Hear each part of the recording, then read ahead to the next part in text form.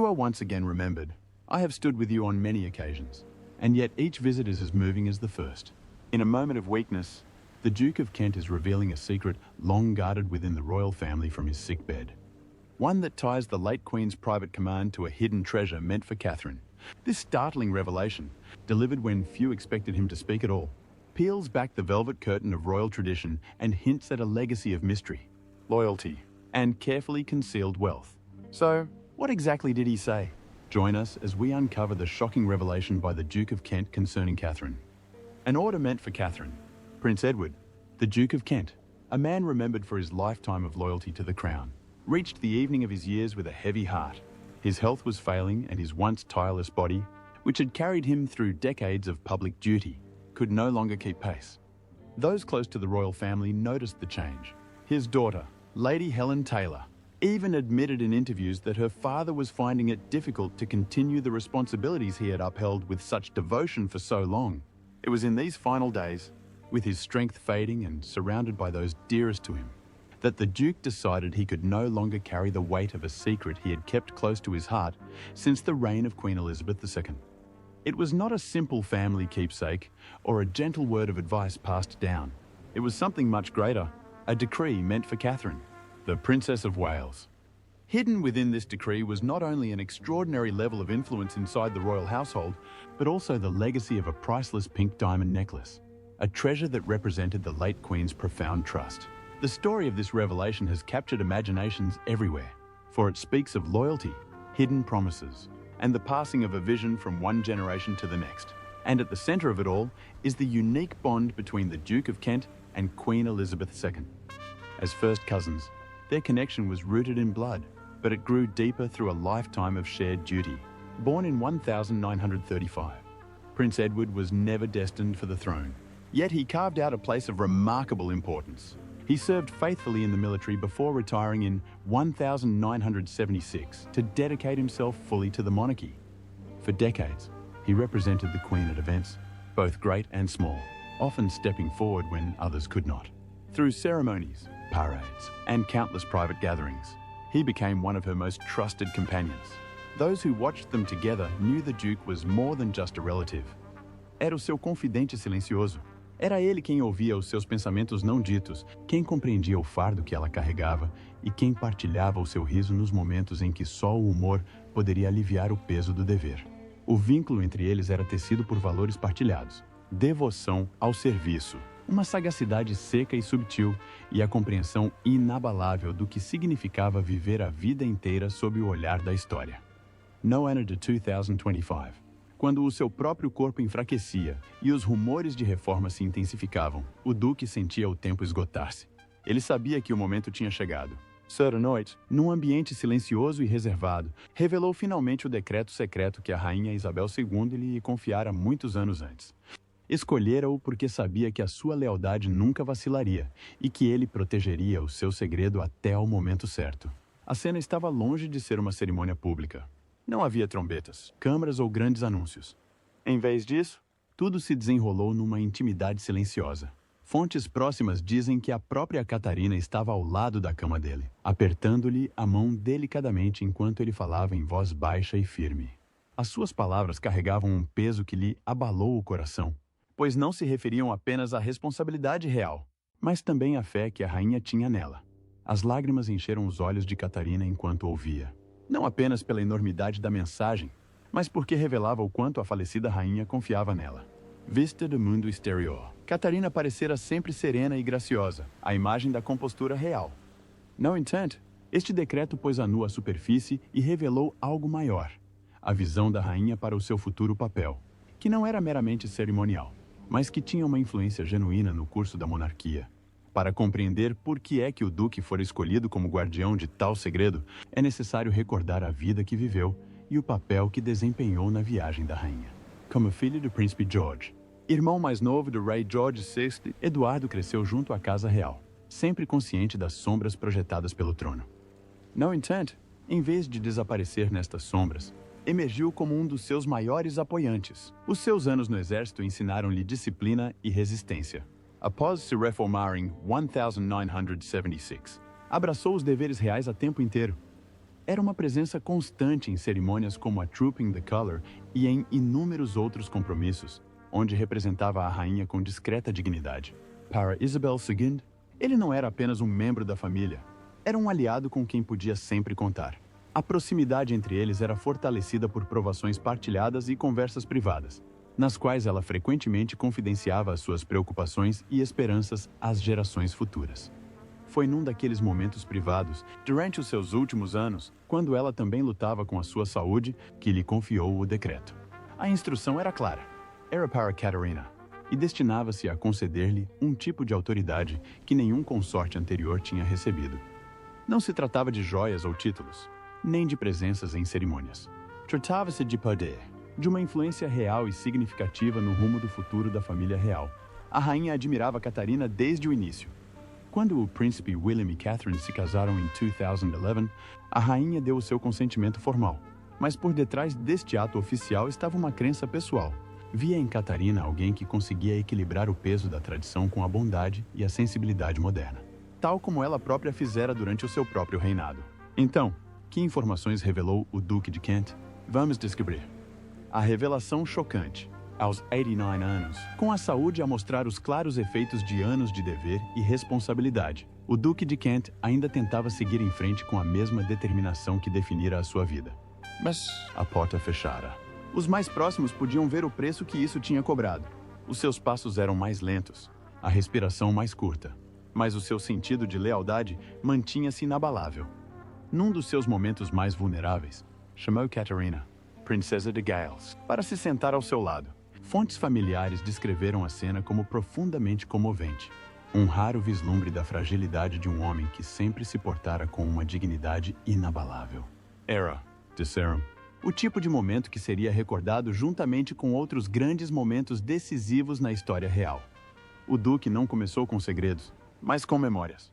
Histórias da falecida rainha, da sua sabedoria, da sua mão firme e das instruções silenciosas que dera em tempos de tempestade. Depois, lentamente, veio a revelação que mudaria tudo. Falou de uma carta selada, que lhe foi confiada pela própria rainha Isabel II, pouco antes da sua morte, em 2022. É com profunda tristeza que o Palácio de Buckingham anuncia a morte de Sua Majestade, a Rainha Isabel II, a monarca com o reinado mais longo da história da comunidade britânica. Aos 96 anos, a voz do Duque, enfraquecida, mas ainda firme, carregava o peso da história ao revelar o que continha. A carta continha um decreto sem precedentes na história recente. Um mandato pessoal da rainha que conferia a Catarina uma autoridade extraordinária. Não estava a ser simplesmente homenageada com reconhecimento simbólico. O decreto conferia-lhe um poder genuíno, o tipo de influência geralmente reservada aos próprios soberanos. Entre as instruções, estava a permissão para Catarina emitir mandados reais. Um privilégio que nenhuma princesa de Gales recebera durante mais de 100 anos. Isto significava que Catarina podia endossar publicamente as empresas, concedendo-lhes a honra da aprovação real. Uma ação que poderia influenciar milhares de milhões de libras na economia. A rainha previu a importância disto, percebendo que Catarina necessitaria destas ferramentas para apoiar o príncipe William e ajudar a guiar a monarquia para uma nova era moderna. Mas o decreto não se resumia a deveres e decisões. Juntamente com as palavras, veio algo tangível e inestimável. A entrega de um colar de diamantes cor-de-rosa, uma joia repleta de história, memória e simbolismo. Os olhos do duque encheram-se de lágrimas ao explicar que, para a rainha, aquele colar era mais do que um ornamento brilhante. Era um lembrete de resistência, força e confiança. Um tesouro destinado a ser usado como símbolo de responsabilidade. E não apenas de beleza. Catarina, sempre serena, ouvia com silenciosa reverência, o seu rosto refletindo humildade e honra. O decreto foi ainda mais longe. Incluía orientações sobre a forma como Catarina deveria proteger a sua própria família. A rainha incentivara-a a colocar sempre o bem-estar emocional no centro da vida real, mesmo quando o mundo exterior exigia um dever implacável. Estas palavras ecoavam sentimentos anteriormente partilhados pela princesa Ana, que falava frequentemente do desejo da rainha de que a família se mantivesse forte enquanto indivíduos, e não apenas enquanto instituição. Ao unir autoridade e compaixão, o decreto posicionou Catarina como uma presença estabilizadora. tal como a própria rainha o tinha sido durante décadas. O que tornou este decreto tão extraordinário foi a sua mistura de poder oficial e influência pessoal. Catarina estava a ser encorajada a assumir um papel que nenhum consorte tinha ocupado antes. Ela podia falar e agir livremente sobre causas que lhe eram caras, como a saúde mental, o bem-estar familiar e a sustentabilidade, sem as restrições que prendiam os outros à sua posição. Os observadores reais rapidamente repararam como esta visão se alinhava com a própria viagem da rainha, desde os desafios da Grã-Bretanha do pós-guerra até as rápidas mudanças sociais do século XXI. A rainha Isabel II suportou tudo isto com resiliência e, em Catarina, viu uma sucessora espiritual pronta a transportar esta tocha. O decreto nunca se destinava a ser anunciado publicamente. Foi escrito como uma incumbência privada, um legado secreto a ser revelado apenas quando a família mais precisasse.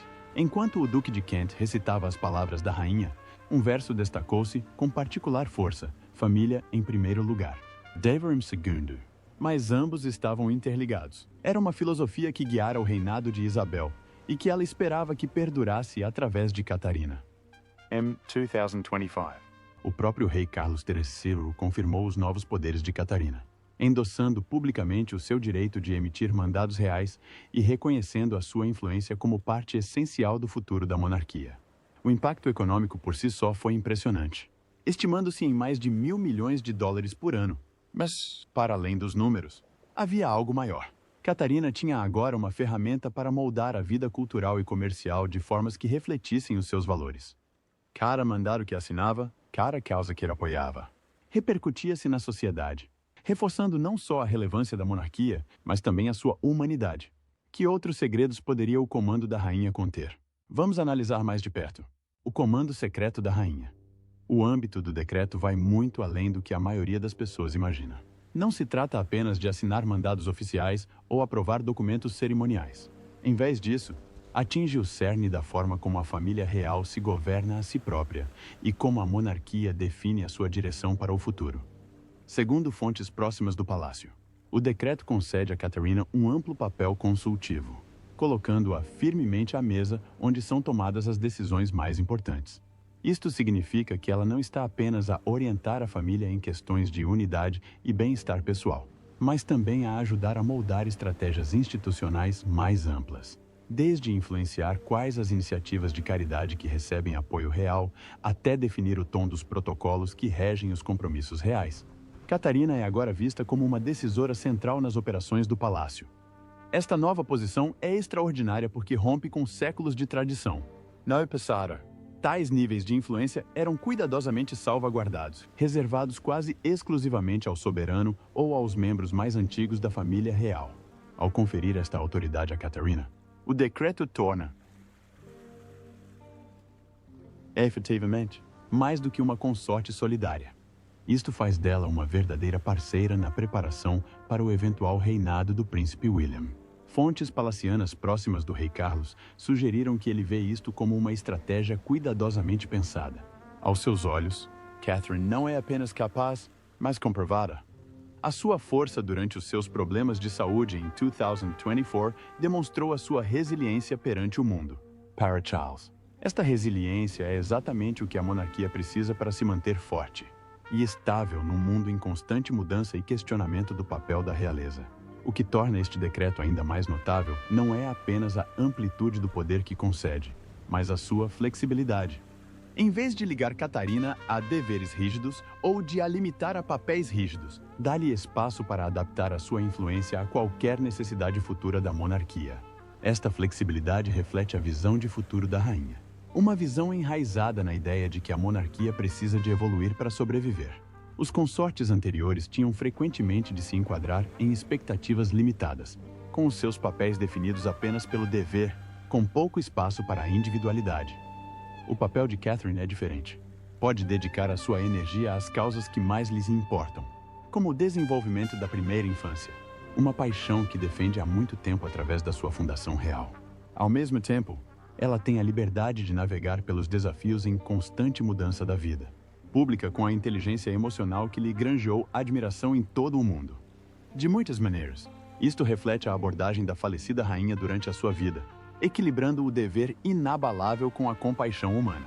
Ao conceder esta autoridade a Catarina, a rainha deixou claro que acreditava que ela poderia levar avante esse mesmo legado, aliando a força à empatia, a tradição à sensibilidade moderna. Outro tema central do decreto é a unidade familiar.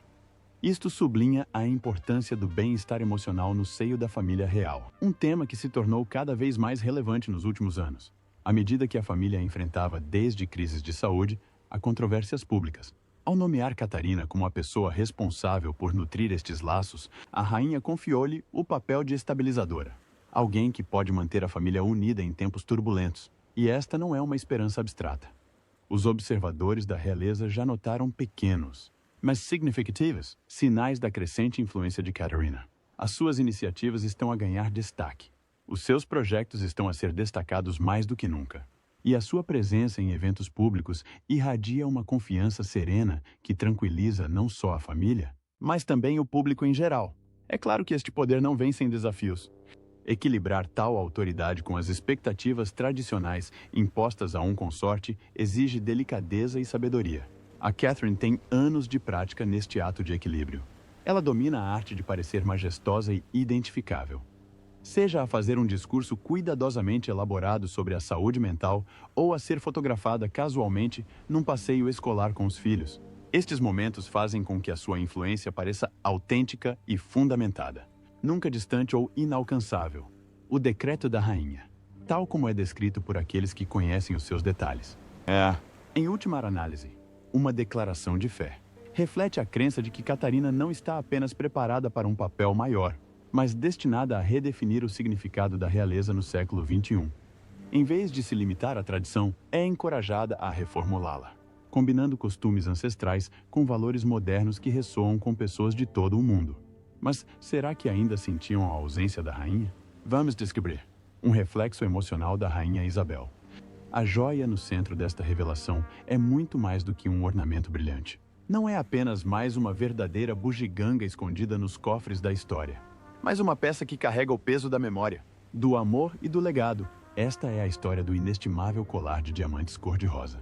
Um tesouro ligado à vida da falecida rainha e agora a Catarina, cujo papel na família real se tornou mais importante a cada ano. A sua história começa em 1947, quando foi descoberta uma gema rara na mina de Muadui, na Tanzânia. Não se tratava de uma pedra comum, mas sim de um diamante rosa de 23,6 quilates, considerado um dos mais puros e belos alguma vez encontrados. A sua cor intensa diferenciava-o, pois os diamantes cor-de-rosa são tão raros que até os especialistas em joias mais experientes ficam boquiabertos quando um deles aparece. O diamante foi oferecido à jovem princesa Isabel por ocasião do seu casamento com o príncipe Felipe. O presenteador foi o Dr.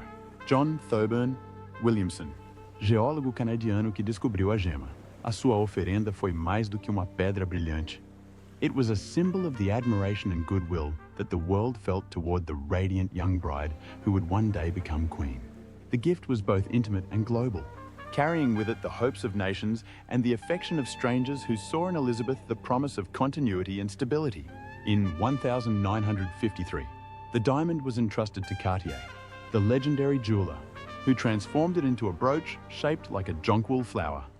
The design was delicate yet striking, its soft pink center surrounded by smaller diamonds that made it appear as though it bloomed with light. The Queen loved it deeply. She wore it not only to grand state banquets, but also to family occasions such as weddings, where its gentle shimmer spoke of elegance without ostentation. But behind palace walls, whispers suggested that the Queen later asked for a more private adaptation of the jewel. Parts of the diamond, jewelers revealed quietly, were reworked into a necklace meant not for parades of power, but for gatherings of intimacy. Unlike the heavy crowns and dazzling tiaras displayed before the world, this necklace was personal. It was something she could wear among her children and grandchildren. Did Catherine eventually get the diamond? Let's find out. Presentation of the diamond to Catherine. The news of Queen Elizabeth II's secret decree landed upon Catherine, the Princess of Wales, with a weight that went far beyond tradition and protocol. Catherine had always been admired for her steady strength, even during her personal struggles. But in this moment, her composure softened, as the Duke of Kent, frail yet dignified, revealed the Queen's trust and wishes. Catherine's eyes filled with tears that she could not hold back. This was not only about a royal decree, or even the priceless pink diamond necklace that carried with it decades of history. It was something far greater. The late Queen's deep and unwavering belief in her, a validation of Catherine's place, not just as William's wife, but as a leader in her own right, a royal figure of the present and of the future. Those present described the scene as tender and unforgettable. Catherine sat quietly at the Duke's bedside, her hand clasped tightly in his as though she were drawing strength from him, while at the same time offering him her own. Every word he spoke seemed to bind her more closely to the legacy of Queen Elizabeth. Standing just behind her, Prince William watched with emotion, written clearly across his face. His eyes shone with pride and awe, for he knew that this recognition of his wife's strength was also a reflection of his grandmother's wisdom. To him, it was not just a touching family moment, but also a bridge between what had been and what was yet to come, a reminder of the Queen's foresight, as he slowly edges closer to his own destiny as king. The decree and all it symbolized rippled outward through the family.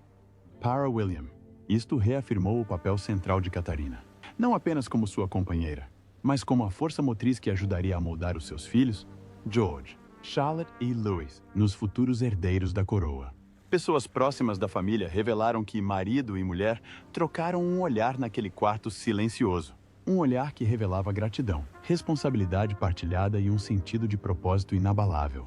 Até o rei Carlos, que lutava contra os seus próprios problemas de saúde em 2024, encontrou um pouco de paz no decreto da rainha. Viu nisso uma confirmação da sua própria visão de uma monarquia moderna mais focada. Ao empoderar Catarina, acreditava que a própria instituição se tornaria mais forte e resiliente perante os desafios públicos e privados. A sua decisão posterior de conceder a Catarina a autoridade para emitir mandados reais, um privilégio extraordinário, foi mais do que simbólica. Isto deu-lhe uma influência tangível na vida cultural e econômica da Grã-Bretanha, com os seus apoios capazes de moldar indústrias inteiras e de impactar milhares de milhões em comércio. O decreto tocou também os corações de toda a família real. A princesa Ana, sempre a personificação do trabalho árduo e do dever, terá acenado com a cabeça em sinal de aprovação ao saber do facto, recordando as suas conversas privadas com a mãe, a rainha, sobre a necessidade de adaptar e modernizar a monarquia. Para ela, o empoderamento de Catarina foi a continuação natural desta visão. A própria família do Duque de Kent sentiu profundamente o impacto. A sua filha, Lady Helen Taylor, falou mais tarde do alívio do pai por ter conseguido cumprir este último dever para com a sua prima, a falecida rainha. Foi, aos seus olhos, o último ato de lealdade à monarca a quem serviu fielmente durante toda a sua vida. Até as jovens da realeza, a princesa Beatriz e a princesa Eugênia, sentiram o significado, com o decreto da rainha Isabel II, agora revelado, e o inestimável colar com Catarina. A princesa de Gales foi posicionada no centro do futuro da monarquia. O que significa este decreto para Catarina? Vamos descobrir. O decreto da continuidade. O decreto vai muito além das regras ou da burocracia. Ela toca o cerne de como a família real será guiada nos próximos anos. Ao colocar Catarina, a princesa de Gales, no centro desta visão, torna-se não só uma figura de graça, mas também uma líder para a geração seguinte, tal como fez a rainha Isabel II. Espera-se que Catarina ajude os jovens membros da realeza a fortalecerem-se espiritualmente e a manterem-se firmes perante as pressões implacáveis da vida pública. Entre os símbolos mais marcantes desta responsabilidade está o próprio colar. Adornado com raros diamantes cor-de-rosa, não é uma joia comum. Foi criado para ser utilizado em momentos de grande significado. Talvez um reluzente banquete de estado, um jubileu real ou uma importante reunião diplomática. Para o mundo, brilhará não só como um belo ornamento, mas também como uma mensagem de continuidade, ligando a visão da rainha sobre a monarquia com o papel de Catarina na construção do seu futuro. As invulgares, delicadas e duradouras pedras cor-de-rosa refletem o caminho da própria Catarina, de uma jovem tímida e serena, que ingressava cautelosamente na vida real, a uma figura confiante e transformadora cuja influência toca agora o cerne da instituição. Historiadores e observadores da realeza sussurram com entusiasmo que a sua primeira aparição com o colar poderá ser num evento diplomático de alto nível. Se for o caso, o gesto seria claro. Catarina assume o seu papel não só como consorte ao lado de Guilherme, mas como uma poderosa parceira na tarefa de levar a monarquia para a frente. O colar não é apenas um adorno. É um farol, um lembrete da confiança da rainha Isabel em Catarina para que ela personifique tanto a compaixão como a visão moderna. Olhando para o futuro, espera-se que a influência de Catarina se expanda ainda mais. A sua dedicação de longa data a causas como a saúde mental, o bem-estar das crianças pequenas e a sustentabilidade ambiental encaixa-se perfeitamente na esperança da rainha por uma monarquia que se mantenha ligada às reais necessidades da sociedade. Há relatos de que Catarina já está a consultar assessores sobre como refinar os mandados reais, aqueles endossos oficiais há muito associados à coroa, para que destaquem empresas e marcas com fortes padrões éticos. Desta forma, as suas escolhas podem ajudar a amplificar as mensagens de responsabilidade e consciencialização global, remodelando as tradições seculares em ferramentas que refletem os valores atuais. A flexibilidade incorporada no decreto é talvez a sua característica mais marcante. Dá a Catarina o espaço para apoiar William não apenas como sua esposa, mas como um verdadeiro co-arquiteto de uma monarquia que é ao mesmo tempo simplificada e relevante para a vida moderna. Isto não diminui a tradição, antes pelo contrário, dá-lhe um novo fôlego para toda a família real. O decreto atua também como uma força unificadora.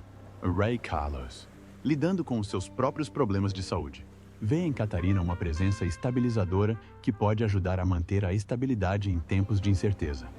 Os membros mais jovens da realeza, especialmente o príncipe George, veem-na agora como um modelo e uma mentora. Até mesmo figuras experientes da família, como a princesa Ana, apoiam discretamente esta mudança, reconhecendo na ascensão de Catarina um novo capítulo para as mulheres da realeza. Um capítulo em que o dever se mistura com a força pessoal e a autonomia. Então, o que pensa da surpreendente revelação do Duque de Kent? Partilhe conosco a sua opinião na seção de comentários. Não se esqueça de gostar e se inscrever.